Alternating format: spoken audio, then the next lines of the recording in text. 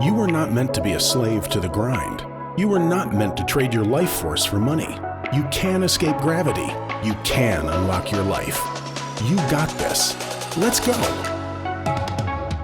Hello and welcome to Unlock Your Life. I'm your host, Jennings Smith, coming to you from Ohio. If there's a little bit of wind in the background, that's because I'm outside. Got the kids inside. But I wanted to take a little break from the busy time up here to bring the message to you because it's been tumbling around in my head and I've wanted to do this for a little while and wanted to share it with you guys. So I was at a conference the other week. I was at the Dealmaker Live conference, which is one of my mentors, Mark Evans. He did a conference, Dealmaker Live, and he opened it up to the general public. So he has two masterminds. He's got the Dealmaker family, which is $50,000 a year mastermind. There's 35 people in that group. I'm a part of the Dealmaker family. And then there is the Dealmaker Alliance, which is $12,000 a year, $11,000 a month. And there's, I think, 100 people in that group. And so that group was there. The DM family was there. And then he also sold tickets where just general public could come. And it was really, really well produced. And there was a lot of great speakers. Terry Summers was a speaker. Austin Rutherford was a speaker. Mike Aguilaro was a speaker. And Sean Whalen even came in. If you've ever heard of Sean Whalen, Lions Not Sheep, he came in. And he spoke about being authentic and getting your house in order. And I thought his message was pretty good. And at the end of it, he asked if anybody had any questions. And I stood up and asked him a question about social media. How did he grow his social media? Because he has a great following. He's got a big tribe of people that like his message and follow him. The Lion's Den and Lions Not Sheep, his movement. And you know what he told me was be real, be authentic. Tell people about the bad, tell people about the good, tell people about what you're going through, what you've learned, and don't be afraid to be real. And your mess is your message. So I took that to heart and I made a little video, and it was the 3 things that nobody's telling you about owning real estate. And I opened up with the line, I own 1,000 units, which I do. And here's the 3 things that nobody's talking about. And number 1 is the cash flow on multifamily isn't that great. And if you own rental homes, single family rental homes, you know that the cash flow is not super great. I mean, it depends on the house, of course, but by the time you pay the taxes, insurance, maintenance, replace the roof and the AC and fix the stuff and you have vacancy, et cetera, most of the time you're cash flowing $100 to $200 a month, if that. And a lot of times you're just breaking even and treading water.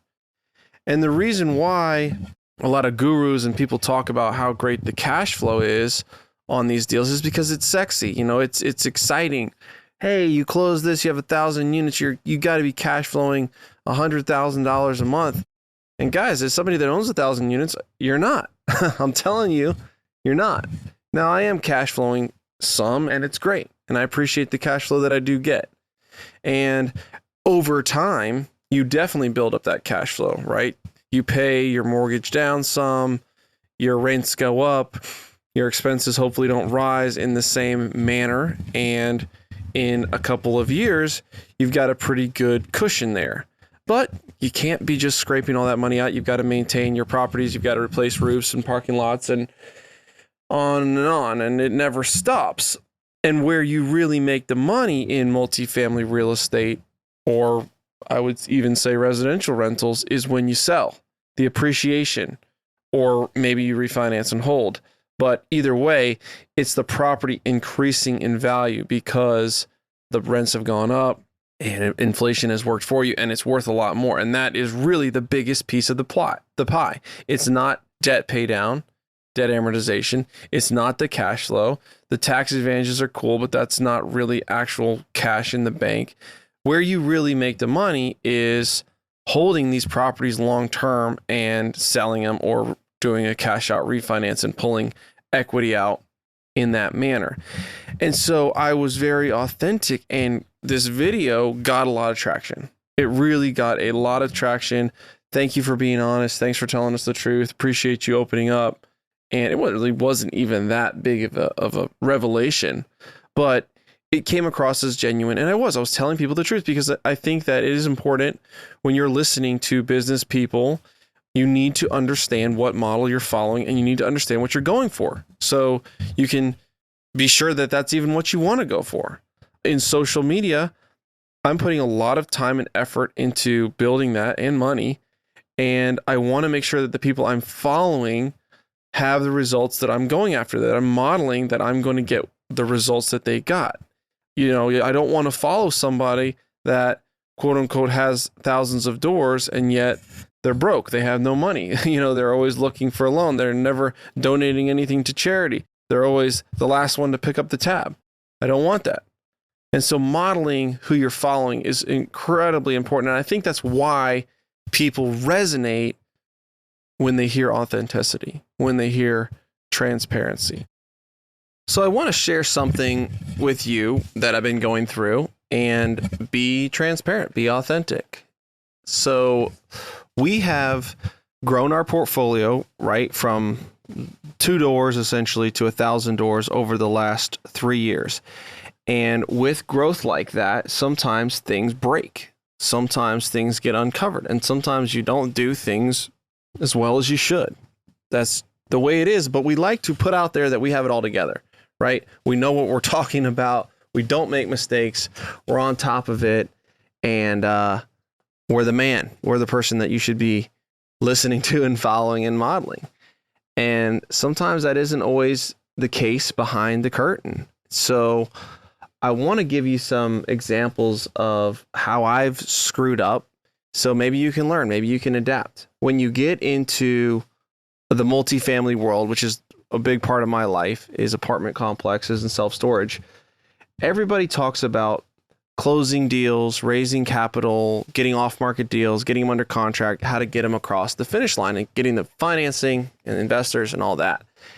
And they don't really talk about asset management. They don't really talk about what do you do after you close the deal, because to some degree it's boring. And on another point, you know, it doesn't really matter to people that don't have a deal. They're trying to close the deal first, then they'll figure that out later, or they'll hire somebody or whatever they think. And so it isn't really a sexy topic. But as I've grown and scaled, I've seen there's a lot to asset management. So you have taxes and insurance, and you're keeping up with different properties, and you're figuring out these rent matrix and how much you can raise rents and how to control expenses and throw on their renovations and K1s and investor relations and sending out investor updates. And as you grow, it gets to be overwhelming, or it did for me, especially if that's not something that is your skill set that you really enjoy doing. And there are some people that are really good at that. My skill set is probably not aligned completely with that, but Yaden and I were doing the best we can with our portfolio and dealing with the different property managers. And some properties were going well, other properties were going okay, and other properties, you know, were struggling, right? They were struggling with the renovations and COVID and price escalations and whatever else, and trying to stay on top of all this and really not doing as good of a job as I could. I mean, I was falling behind on getting taxes and K1s done. Also not doing a very good job with sending out investor updates. And I recognized that I needed to change, because I was feeling this, I don't want to grow anymore, because I don't want to take on more of this that I'm already not doing very well. And the more that I take on, the worse I'm going to do at it, because I don't have the systems and processes in place. And then I start telling myself, you know, you're really not that good at business and scaling and processes and systems. And see, this is just what you did in your other company, and you're doing it again. And maybe you should do something different. And it's ridiculous when I say it out loud, but I just want to tell you guys the train of thought that was going through my head. So I go to this conference, and I'm meeting these guys, and this is a property management conference, and it's all property managers, and these guys are phenomenal. They're managing multifamily, they're doing asset management, and they're really getting into the weeds with this stuff, and they're really good at it, and they're managing portfolio sizes of thousands of doors. And I'm watching these guys and thinking, man, they're really, really good at their craft. I'm good at what I do, which is syndication, finding deals, underwriting, raising money, and getting deals closed. But these guys, they eat, sleep, breathe data. Like, they're really, really good at it, and they're running these projects at a very profitable rate. And so I ended up interviewing with one of these firms, and they do asset management, and they kind of come in and help you as a consultant, as an advisor. They look over your properties, they look over your property managers and give you a 10,000 foot view of everything, and then drill into the details and help your property managers run and manage the properties better. And so, this is new, this is fresh, this is happening in real time, guys. And so I ended up hiring this firm to look into what we were doing. And after a couple of weeks, they really uncovered some valuable stuff. They found that we could be doing better with our marketing, and we could be doing better with our online presence, Google My Business, Facebook presence, showing up, linking our stuff from apartments.com to Appfolio so that it was always up to date, like what we had available, 1 bedrooms, 2 bedrooms, the rent prices, generating artificial intelligence bots that could answer every phone call and message so that we weren't missing leads. And within a month, they were tripling the lead inflow on some of our properties. And then they started going into the data analysis on how much rents we were getting and whether we could be pushing that, and testing in the market data and looking at our historical data, where it kind of been like, hey, we thought we could get 975. We actually got 1025. That's good. But that was a year ago that we got 1025. Maybe we can get 1050. Maybe we can get 1065. And dynamically pricing this sort of thing and testing the market, and then drilling into expenses. Certain expenses were multiple standard deviations off of the norm and what they saw. And so maybe there isn't an issue there. Maybe it's an anomaly, but maybe it isn't. And uncovering some of this stuff where the money was flowing out the back door. And I was proud because I was self-aware enough to know, hey, Jennings, you can't be all things to all people. You're not good at everything. You're not going to be good at everything. But if you're not, you need to be good at this. If you're going to make a career out of this, if you're going to make a business out of this, you need to be good at this. You need to have mastery at this. And if it isn't going to be you as a part of your company doing this, then you need to find the who that's going to be a master at doing this. And so in finding this group and this consultant, these people to help us do this, it has helped with that so that we can keep going forward. We can still feel confident buying more property, pushing our goals forward, growing the portfolio without becoming more and more stressed out and having this business turn into something that just isn't fun anymore to run, which is kind of what happened to me with my construction company. And so I tell you this because your mess is your message. And so I wanted to tell you, guys, I did make somewhat of a mess of asset management. Luckily we bought right and we bought good deals, and the stuff that we screwed up wasn't catastrophic, but it definitely wasn't as well as it could have been done. And it definitely wasn't an A player level asset management, property management type that I hold myself a standard to. And I would say, as a teacher in this space, I want to present that to the people that I'm mentoring. And I want to have my ducks in a row. I want to have my stuff together. And so I didn't, right? I didn't. And it was affecting my portfolio. So what I did to solve it was, to some degree, dug into this, right? I'm spending a lot more time looking at reports, looking into the data, but also getting an expert, getting a pro to help me dig into these property managers, dig into my properties, see where we can perform better and do better. So what does this have to do with you listening? Well, I think the benefit or the takeaway that I want you to have is twofold. One, if you're building a following, right? Some of you out there, if you're building a following, you're telling people what you're doing. If you're not doing that, you should be doing that. But if you're building a following, don't be afraid to be authentic. Don't be afraid to share the battle stories. Don't be afraid to share the things that went wrong, because we all know that people screw up. We all know that we screw up. And when you see somebody that is just constantly denying that they're ever making a mistake, then you know that isn't true, and you lose credibility, or they lose confidence in you that you're going to tell them the full truth and the full story, versus present this image of what you want them to think you are, which they know isn't true. You know it isn't true, because we're all human beings and nobody's perfect. And so when you share that authentically, that message, those failures, those shortcomings, the things that didn't go wrong, will there be some people that attack you? Yes. There probably will. Oh, you're not a good investor. You're not a good manager. You shouldn't be doing this. You shouldn't be doing that. Whatever. Most of the time, I would say every time, the people saying that are definitely doing less than you. They're sitting around making fun of you, poking holes in your ideas of what you're doing, but they're not doing anything themselves. So you can't worry about that. But number two is it raises a level of self-awareness when you do this. Being self-aware of what am I good at? What skills do I have? What skills do I not? And when I don't have those skills, how can I be vulnerable? How can I be humble? How can I put my hand up and ask for help and say, this isn't working. What I'm doing isn't working. I don't know what I'm doing. I don't know how to do it right. I don't know how to do it well. And I need help. I need solutions. I need somebody smarter than me to help me figure this out.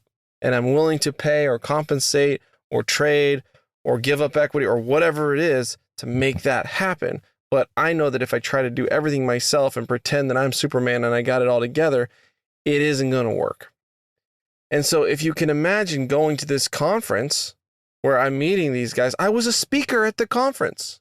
Yaden and I spoke at the conference. And here I am needing help from one of the conference attendees, right?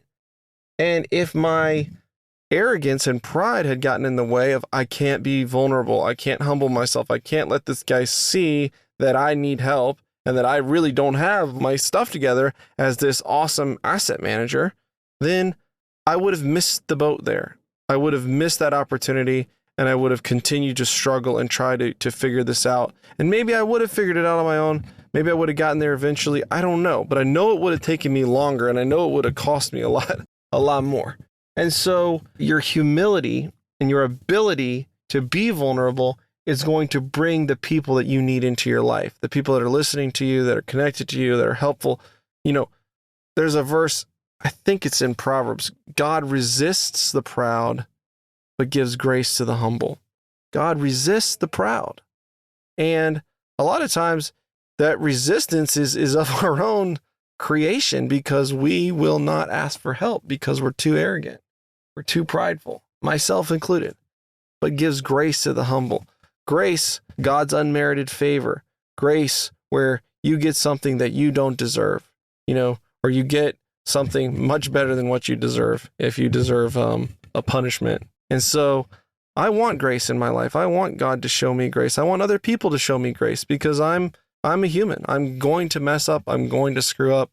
But I know that if I keep pressing forward with integrity, and I keep pressing forward with honesty and transparency and a communication of what's going on, then people can put up with a lot, right? And they can stick with you through some hard times, as long as they know that you are being vulnerable, you are sharing your message, you are showing humility, and you're actively fixing it, right? You can't just, hey, here's the problem, and I'm not doing anything about it. You got to have a plan, or at least be finding somebody to help you develop a plan. You got to be taking action. But that's another podcast for another day. Guys, that's what I got for you today. I'm going to wrap it there and get back to the family. Appreciate you tuning in. If you enjoy this podcast, then hit me up. I would love a review. I'd love for you to share it with your friends, family, whoever you think it could impact. And you never know. I had somebody call me yesterday, and we had a long heart-to-heart, about his business and some things that he's going through because he listened to one of my episodes. And I was able to help him. And then I think I might even be able to connect him to somebody who can really help him. Anyhow, you never know how a message is going to touch somebody or reach somebody in the specific circumstance that they're in. So if this message has impacted you, then share it. And if you want to connect with me, shoot me a DM, shoot me a message. I try to respond to all that, and I see it all, and I appreciate it. All right, guys, so have a great week and unlock your life.